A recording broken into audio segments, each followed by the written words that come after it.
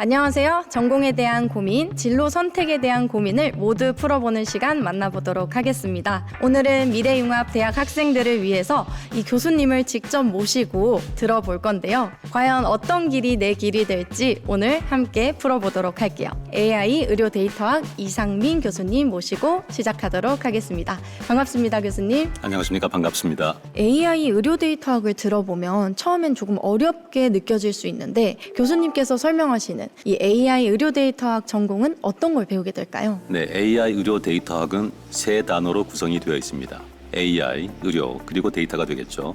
AI는 인공지능, 요즘은 안 쓰는 분들이 없죠. 챗GPT와 제미나이, 클로우드 모두 인공지능의 한 분야이죠. 넷플릭스, 유튜브 이런 데서도 매번 데이터가 쏟아져 나오죠. 그렇게 해서 쏟아지는 데이터보다는 저희는 병원에서 쏟아지는 데이터를 조금 더 분석하자라고 해서 의료 데이터라고 이름을 붙였습니다. 근데 의료 데이터를 분석하는 데 있어서 인공지능까지도 활용을 하겠다는 것이죠. 넷플릭스를 보면 이 사람이 무엇을 좋아하나, 어떤 영상을 좋아하나, 추천 드라마나 영화가 뜨죠. 홈쇼핑을 해도 마찬가지입니다. 이런 것들이 다 데이터 분석의 힘인데요.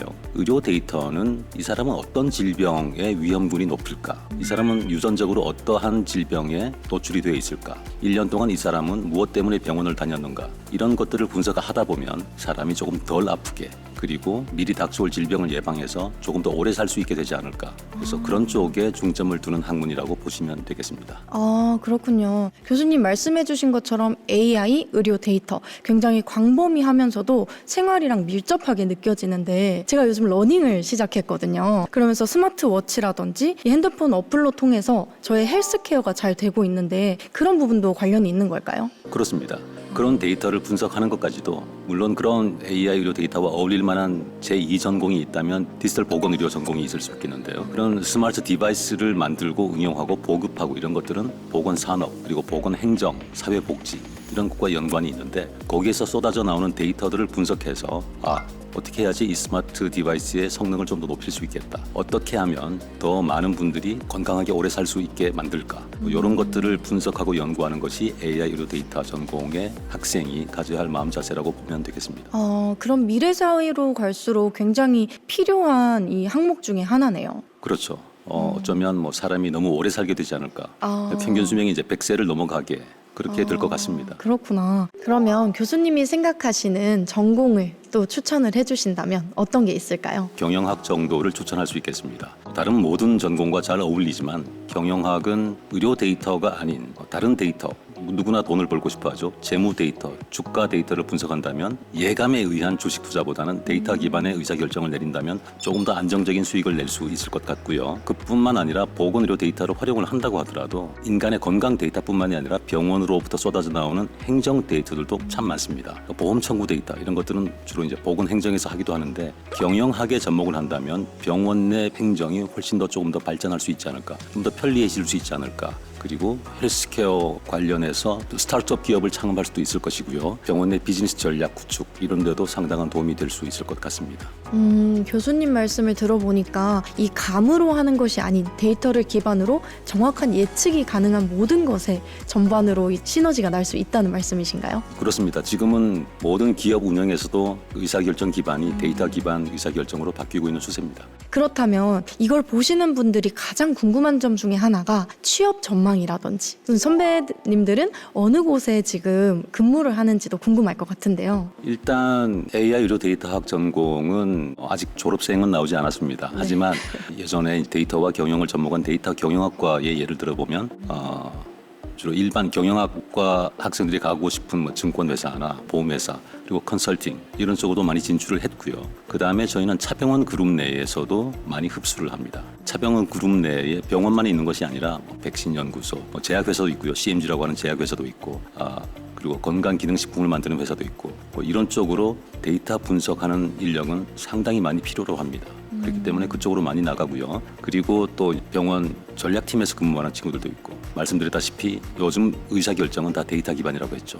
그러니까 병원 내 모든 데이터를 분석해서 그 데이터에 입각한 의사결정 그리고 사업 확장 이럴 때 크게 도움을 줄 수 있기 때문에 사병원 그룹 내에 진출하는 학생들도 상당히 많은 수 존재합니다.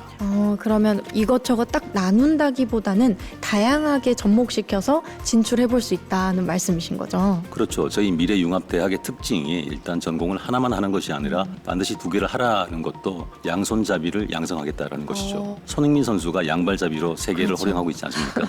그렇다면 코딩과도 관련이 좀 있을 것 같은데 혹시 코딩을 못하면 이 전공을 전공하기 좀 어려울까요? 그렇다면은 저희가 학생들을 받을 수가 없죠. AI는 이제 코딩까지도 도와줍니다.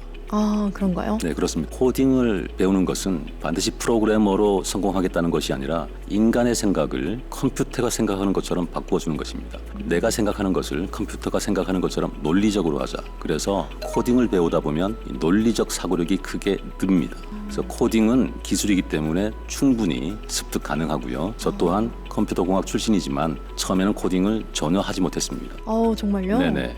코딩도 하다 보면 늘더라고요. 코딩을 하지 못하시는 분들도 충분히 하실 수 있다. 충분히 해내실 수 있다고 말씀을 해주셨는데요. 교수님이 설명해 주신 거를 잘 들어보니까 이 전반적인 AI 의료 데이터학에 대한 이해가 좀 잘 되었는데 제가 또 궁금한 게 일반 데이터나 의료 데이터 어떤 차이점이 있을까요? 네, 좋은 질문입니다. AI 의료 데이터학 안에서도 일반 데이터와 의료 데이터를 조금 나누어서 학습을 하고 있습니다. 의료 데이터라고 하는 것은 제가 말씀드렸듯이 사람의 건강 데이터죠. 우리나라는 세계에서 유일하게 전 국민의 건강 데이터를 국가가 관리하는 나라입니다. 우리나라의 건강보험공단은 이채님이 지금까지 태어나서 지금까지 병원을 몇 번 갔는지 언제 어디가 아파서 병원을 갔는지 그 기록을 다 가지고 있습니다.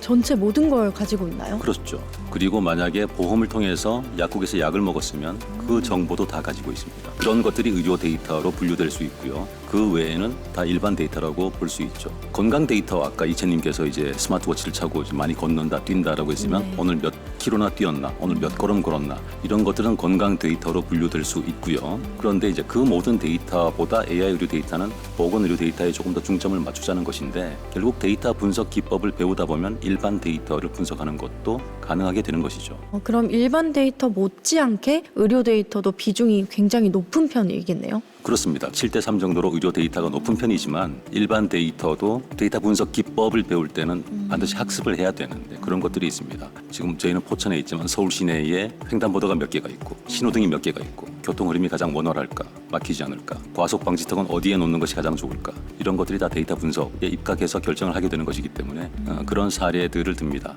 가장 공공기관에서 데이터 분석에서 성공한 사례로 서울시에서 추진한 심야버스가 있습니다. 심야버스의 노선을 결정할 때도 데이터 분석이 활용됐었습니다. 가장 사람들이 밀집된 곳을 지나갈 수 있도록 노선이 설계가 됐었던 것이죠. 이 AI가 이 전반적으로 모두 다 필요하고 이 데이터를 분석을 통해서 이 정확한 예측이 가능하다라는 이야기를 오늘 들어봤는데요. 이 오늘 얘기를 들어보니까 이 미래 사회의 기대 수명을 늘리고 많이 오래 사는 것보다도 중요한 게 건강하게 사는 거잖아요. AI 의료 데이터학이 건강하게 오래 사는데 가장 큰 도움이 될 것 같습니다. 교수님 어떠신가요? 그렇습니다. AI 의료 데이터학 전공은 아까 코딩도 물어보셨는데 코딩을 잘하는 친구가 아니라 의료와 기술을 연결해서 새로운 가치를 만들고자 하는 그런 열정이 있는 학생이라면 누구든지 들어와서 학습할 수 있고 누구든지 충분히 졸업할 수 있고 보다 나은 인류의 미래를 위해서 공헌할 수 있을 것이라고 믿습니다.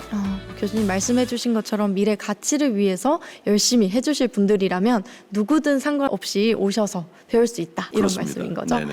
감사합니다. 네, 오늘 교수님을 통해서 AI 의료 데이터학에 대해서 설명을 들어봤는데요. 오늘 미래융합대학 모든 학생분들의 선택에 도움이 되셨기를 바랍니다. 감사합니다. 감사합니다.